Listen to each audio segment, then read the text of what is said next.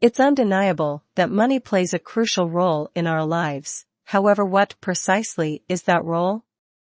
Is money an adverse distraction, or may it really help us live more consciously? Is it better to give or to get?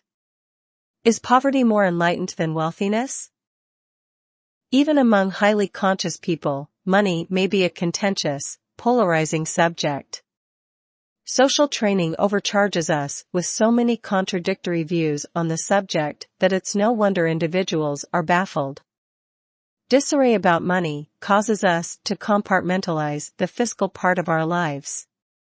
Cash becomes a thing unto itself with its own rules and conventions. We literally treat it as something that have to be roped off and locked in a vault, detached from other parts of our lives, lest it in some way infect us with its cold-blooded properties. Law of attraction, money management methods. Discover the role of money and attract the right mindset. Chapter 1. How we see money. Synopsis. Like most individuals, I grew up with incongruent notions about money. On the one hand, I discovered evidence that money was great. Intellectually, material riches appeared crucial, for money clearly brings particular benefits. It may buy food, apparel, shelter, transportation, training, technology, amusement, medicine, etc. Given the way our culture currently functions, if you've money, you've resolutions. It certainly won't work out all your issues, and it may produce fresh issues of its own, but it's safe to state that money is a potent problem-solving tool. See it different. One radio personality stated it best, nothing may take the place of cash in the area in which cash works. On the other hand, there were a few things I didn't enjoy about money. Intuitively, it felt empty and meaningless to me. I didn't enjoy that it was utilized as a doorman for particular privileges like proper medical aid, the right foods, or adequate educational resources. I was likewise disturbed that a few individuals act shamefully to gain it. While I was occasionally impressed by the accomplishments of the world's giants of wealth, a lot of them got their money by means I couldn't support. Have you been fighting with inner conflicts? If so, you're surely not alone, as this conflict is largely the result of social disciplining. We have a few influences telling us that money is really crucial, while other people tell us it isn't. Observe what occurs during the holiday season. Admin tell us to spend, spend, and spend. They advise that the more cash we spend, the happier our holidays will turn out. On the other hand, we may watch a classic film like It's a Wonderful Life that tells us we have to keep cash in perspective and that relationships are far more crucial. Intermingled signals abound. Social disciplining about money impacts how we relate to one another too. What prejudgments do you arrive at about individuals based on their financial position? What suppositions would you arrive at about a millionaire? About somebody who's completely broke? How would you feel seeing someone who earned 10 times as much as you do? How about 10% as much as you bring in? These intermingled associations lead a lot of conscious individuals to conclude that cash itself is the issue. Maybe it's better to live without it totally, or at least to minimize its function in our lives. If money is really a distraction from conscious living, wouldn't the most witting choice be to banish money totally? Should you abandon all your worldly belongings and go live in a wholesome place? In spite of what you might have been disciplined to believe, the simple reality is that there are no particular rules for money. It obeys the principles of reality, affection, and might the same as any other piece of your life, and it's an error to try to sequester yourself from the world's financial truths. In this book, I'll offer you a holistic way of thinking of money, one that ought to satisfy your intuitive feelings as well as your logical brain. Chapter 2. Money and Reality. do it right. As it's a social resource, revenue isn't a perfect monetary system. The value of anything, including cash itself, is ascertained by social consensus.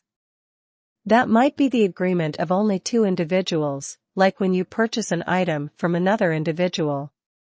Or it might be the consensus of a big group, like when you purchase or trade stock in public companies.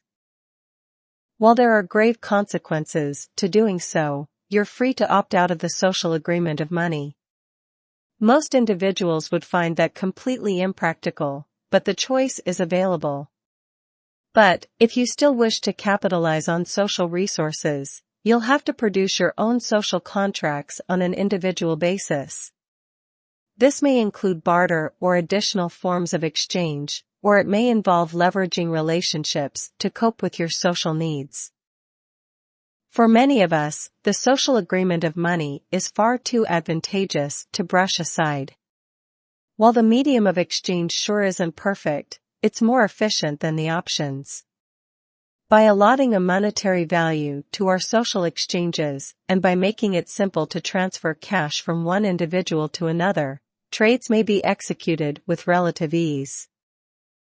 Purchasing groceries, working on a career, or connecting to the net are all illustrations of social trades, and by consensus all of them are reducible to money. Even cash itself may be assigned a price, as anybody in debt may readily certify. Cash is essentially social credit. The more cash you have, the more society owes you, and the more value you may extract. Let's now think about the reality about what it means to bring in money. As money is a social resource, bringing in money means gaining more of that resource. When you spend, you turn cash to value, but when you earn, you convert value to cash. One way to bring in cash is to sell possessions. A different choice is to acquire items at one price and swing about and sell them for more than your expenditures. Companies turn up resources all over the earth and sell them for money. For people, this approach may take the form of purchasing objects, stocks, or bonds at one price and selling them at a greater price. Possibly the most common way to bring in cash is to sell your time. Acquire a job and swap hours for dollars. The better your ability to deliver social value with your labors, the better your earning potential gets. The difference between bringing in $25 per hour against $250 per hour is that the latter work has much better social value. This isn't anybody's fault, the difference is due to the social consensus regarding the value of particular work. Naturally, a final alternative for making cash is to steal it. Historically, this has been a popular choice, but I won't give it serious consideration here. Until now, this is truly just good sense, but it's astonishing how easy it is to lose sight of the simple reality that cash is a human invention to ease the exchange of value. To banish money as something harmful or unneeded is a huge error. When decently aligned with reality, affection, and might, it becomes a useful tool of conscious living, one that's too crucial to ignore. If you wish to live consciously, you must learn to utilize cash intelligently. Chapter 3. Money and Affection. Synopsis. The idea of affection advises us to tune in and associate with the concept of money on a richer level, so let's do precisely that and see what the procedure discloses. The love precept. There are two common ways to bring in money. Build a meaningful social contribution, and get payment commensurate with the social worth of your contribution. Capitalize on market inefficiencies to extract cash without bestowing any substantial value. The first choice includes acquiring a career and performing valuable work, running a business that supplies useful products or services, reselling items with worth added, or investing in any of these things. The second option includes betting, beggary, felonious activities, purchasing and reselling items with no supplied value, or investing in any of these. Here's a different way of labeling these two strategies. Contribute. Bum.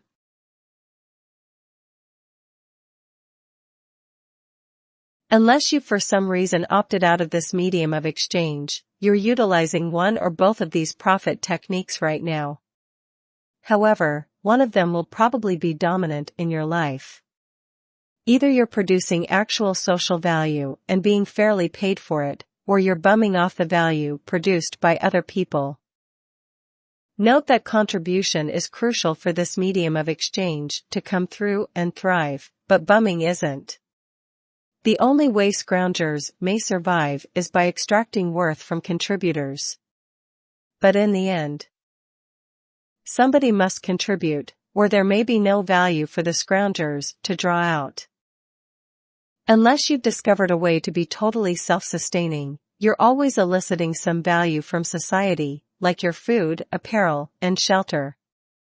The question is whether you're giving fair value back into the system to counterbalance what you're taking out. Some level of bumming is to be expected. Youngsters bum off their parents. Those who are not able to contribute bum off those who can. Whenever we enjoy the fruits of someone else's labor without paying for it, we're sponging. We all sponge off the hard work of our ancestors. But finally, we must decide whether we'll go forward down that path or start making an authentic contribution.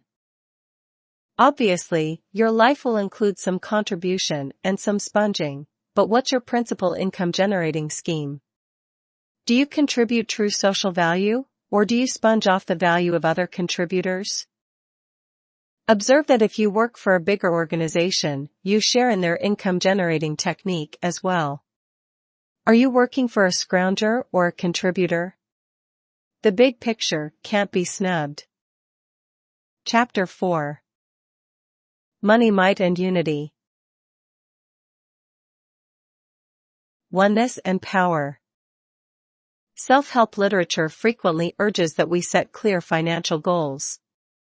We're told to adjudicate in advance how much cash we wish to earn and how much we wish to have in the bank. I've frequently set such goals for myself.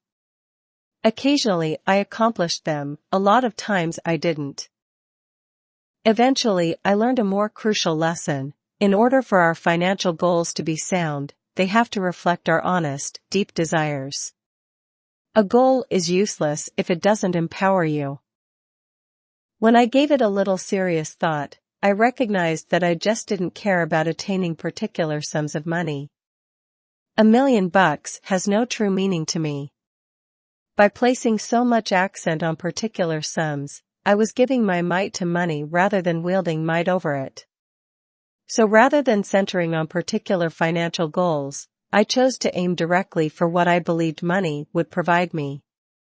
I believed it would supply me with the freedom to travel, so I set travel goals alternatively. I thought cash would get me a nicer home, so I set a goal to have a nicer home instead. I thought being rich would make a greater contribution, so I set a goal to make a greater contribution alternatively. Ironically, when I quit treating cash as an end unto itself, I had more of it coursing through my life than ever before. The reality is that you don't require any specific amount of money in the bank or a particular level of income to accomplish your goals.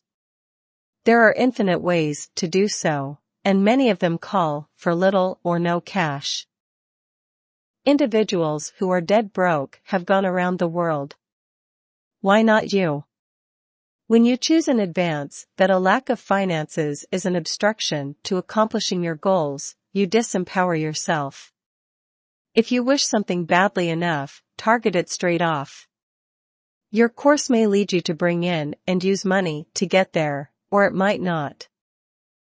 Don't mechanically assume that cash is essential to accomplish a specific goal. This narrows your choices and stunts your creative thinking. As money is a monetary system, it only has major power when it flows. A number in a bank account is absolutely useless. Money's value lies in the exchange, not in its ownership.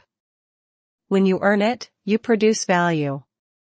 When you use it, you acquire access to value produced by other people, thereby enabling them to produce more value also. It's wise to save a percentage of your income, but understand that saved money must finally flow back out once again, if not during your life then certainly later on. The best way to bring in cash is through truthful contribution. Do what you feel is best for everybody, not simply yourself. Align your financial outcomes with the greatest good of all. Contributing social value is the basic technique for making money consciously, but by itself it isn't adequate to guarantee success. The issue with centering on social value is that your personal values might not be lined up with the social consensus. If you try to supply social value without accomplishing congruity with your personal values, your motivation will be powerless. You won't be inspired as you'll be doing what you feel you ought to do, not what you wish to do. Instead, when you attempt to fulfill your personal values without supplying any true social value, you get the starving artist syndrome. You might be inspired by work you like doing, but it won't take care of the bills. The resolution is to work inside the overlap between your personal values and social values. This will let you do what you like while producing something that other people treasure too. Social and personal values will waver over time, so be geared up to adjust. Don't undervalue the importance of alignment between personal and social values. Both are crucial if you wish to make money consciously. Unless you're truly rigid, it shouldn't be extremely hard to image a way for you to contribute that likewise lines up with your personal notions. This is an issue that may be solved if you put a little thought into it. Frequently, the easiest way to produce value for other people is by sharing what you like to do.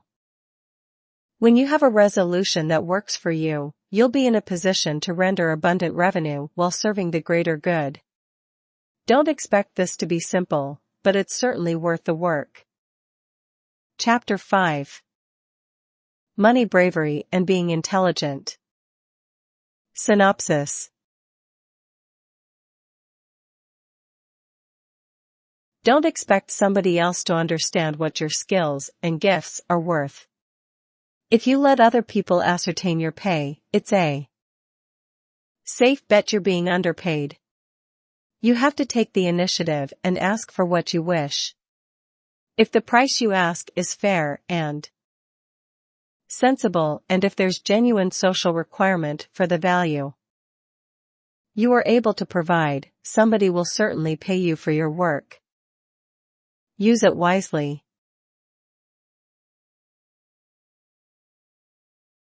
Don't be shy or wimpish when it comes to asking for income. That's a sign that you don't trust in your value. If you truly can't supply what you're claiming you can, then don't ask to be compensated till you're prepared. But if you understand you can contribute true value, summon the bravery to ask for just compensation in exchange. Be direct, but be able to form a solid case for why you merit it. Utilize the heart and soul question to help guide you towards income-generating opportunities.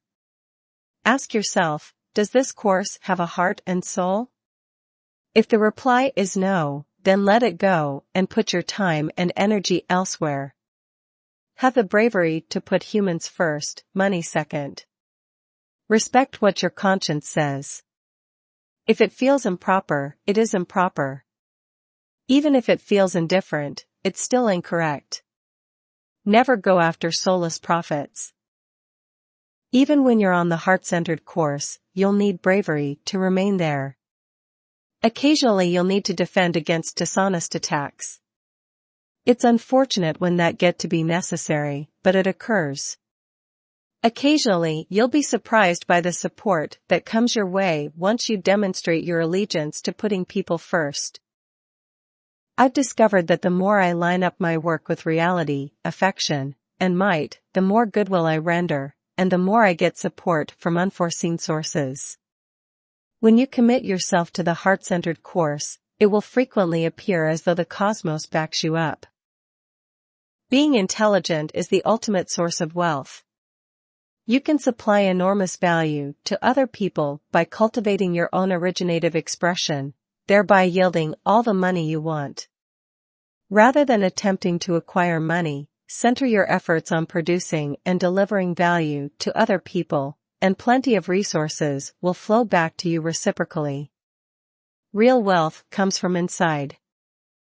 By making smart choices, you ought to be able to increase your capability to provide social value, thereby increasing your money.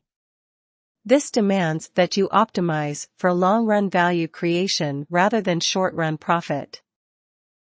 If you provide more value than you get while ensuring you're being dealt with fairly and not falling under a pattern of selflessness, the excess value you supply will overflow into public goodwill.